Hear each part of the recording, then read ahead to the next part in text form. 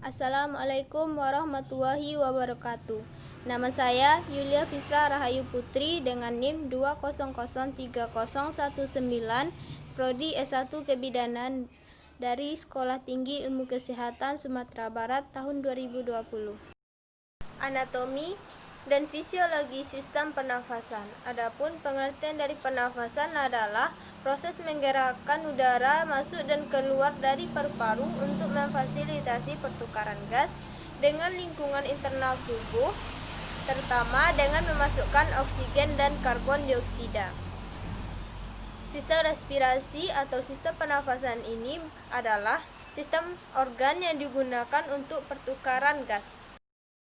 Adapun fungsi pernafasan yaitu yang pertama, pertukaran gas antara atmosfer dan darah, yang kedua, regulasi homeostasis pH tubuh, yang ketiga, proteksi dari patogen dan iritan yang terhirup, yang keempat, membantu proses vokalisasi, yang kelima, ekskresi air dan panas tubuh, yang keenam, membantu meningkatkan aliran balik vena atau sebagai pompa, dan yang ketujuh, mengeluarkan, memodifikasi, aktivasi atau inaktivasi bahan atau materi yang melalui peredaran darah paru. Saluran pernafasan melewati beberapa organ. Yang pertama, melewati hidung, yang kedua, faring atau tekak, yang ketiga, laring atau tenggorok, yang keempat, trakea, yang kelima, bronkus, dan yang keenam, paru-paru atau pulmo.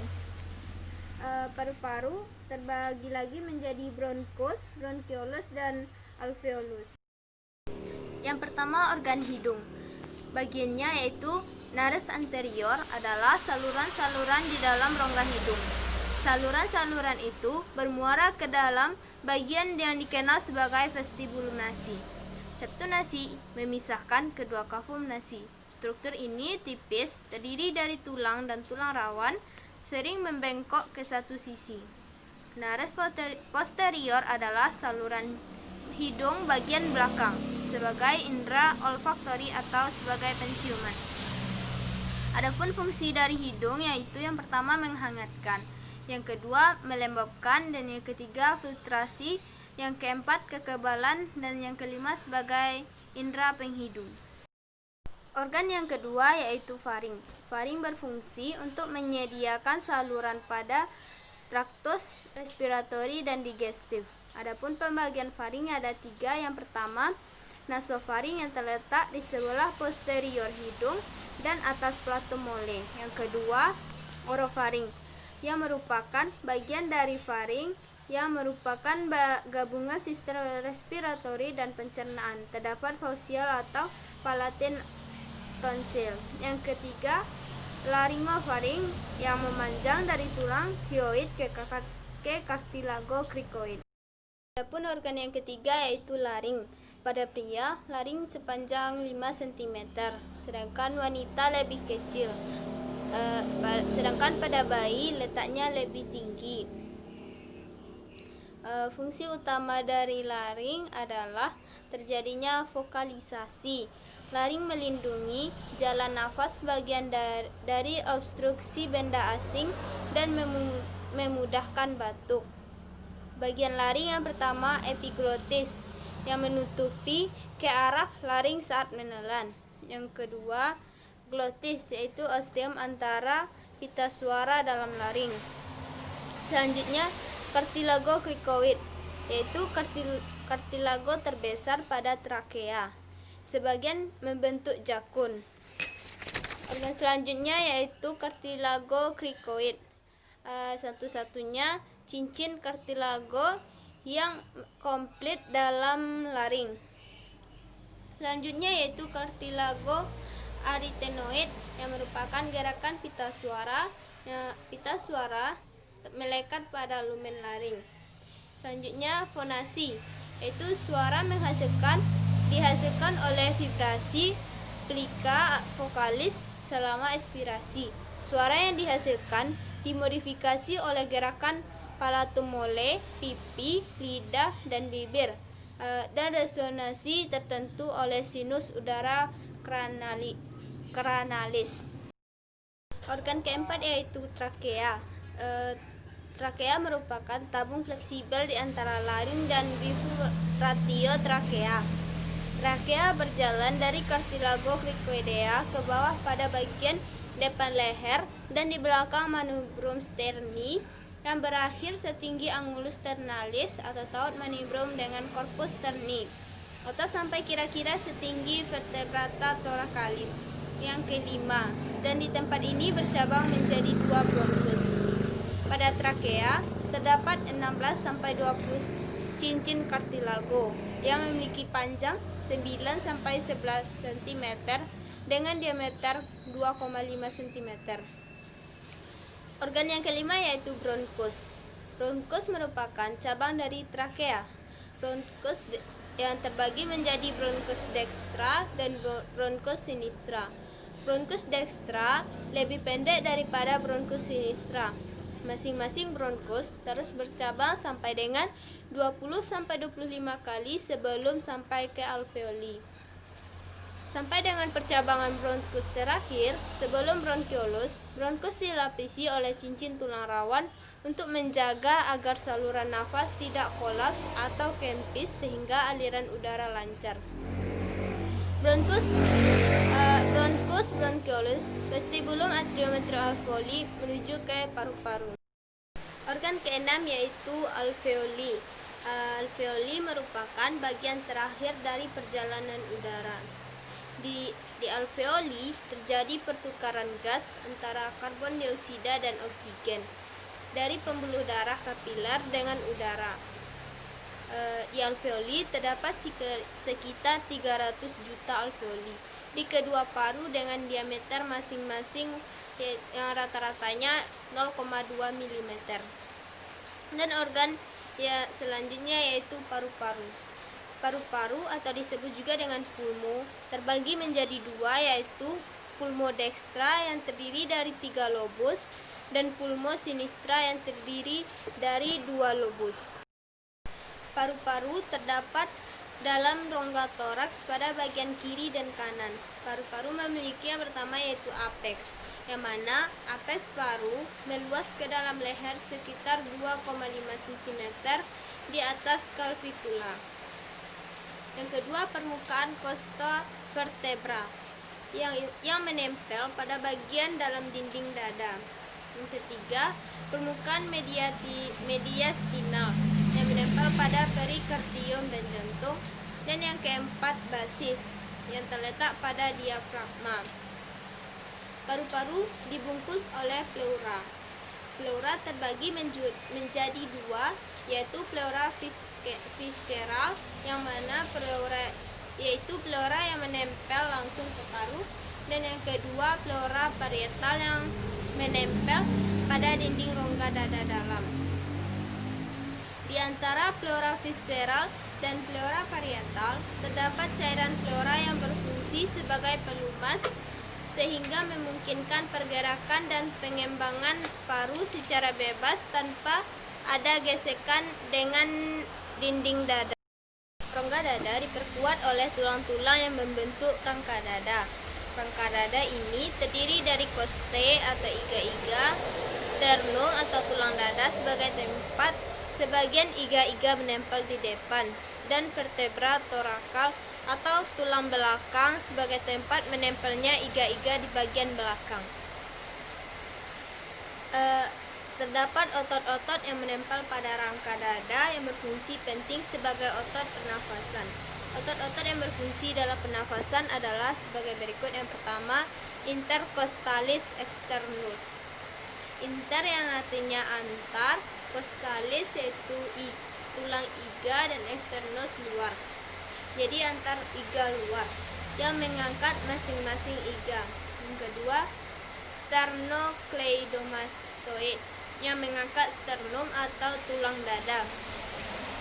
Yang ketiga, scalenus yang mengangkat 2 iga teratas. Yang keempat, intercostalis internus. Inter artinya antar, costalis tulang iga, dan internus yaitu dalam. Jadi antar iga dalam yang menurunkan iga-iga.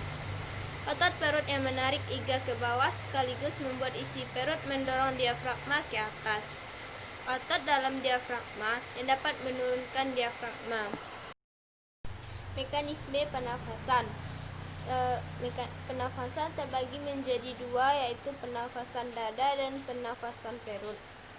Pernafasan perut terjadi karena kontraksi atau relaksasi otot diafragma yang mendatar dan melengkung. Yang mendatar yaitu volume rongga dada membesar, paru-paru mengembang, dan tekanan mengecil atau inhalasi. Sedangkan yang melengkung yaitu volume rongga dada mengecil, paru-paru mengecil, dan tekanan besar atau ekhalasi. Sedangkan pernafasan dada terjadi karena kontraksi otot antar tulang rusuk sehingga tulang rusuk terangkat dan volume rongga dada membesar serta tekanan udara menurun atau inhalasi. Relaksasi otot atap tulang rusuk kosta menurun, volume kecil, tekanan membesar atau ekhalasi. Pernafasan dada bagian inspirasi yaitu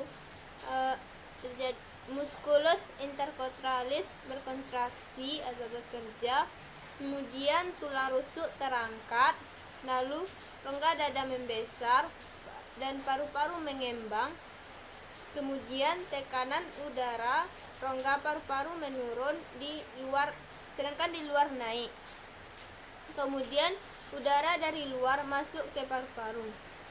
Proses ekspirasinya yaitu musculus intercosturalis relaksasi atau beristirahat, tulang rusuk turun, kemudian rongga dada menyempit dan paru-paru mengecil, kemudian tekanan udara rongga paru-paru naik sedangkan di luar turun, kemudian udara keluar dari paru-paru.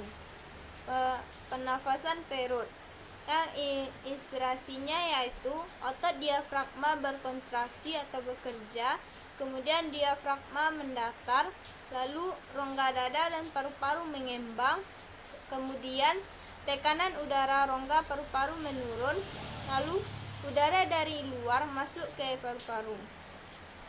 Sedangkan yang ekspirasinya yaitu otot diafragma berelaksasi atau beristirahat, kemudian diafragma melengkung, lalu rongga dada dan paru-paru mengecil, kemudian tekanan udara rongga paru-paru naik, lalu udara keluar dari paru-paru.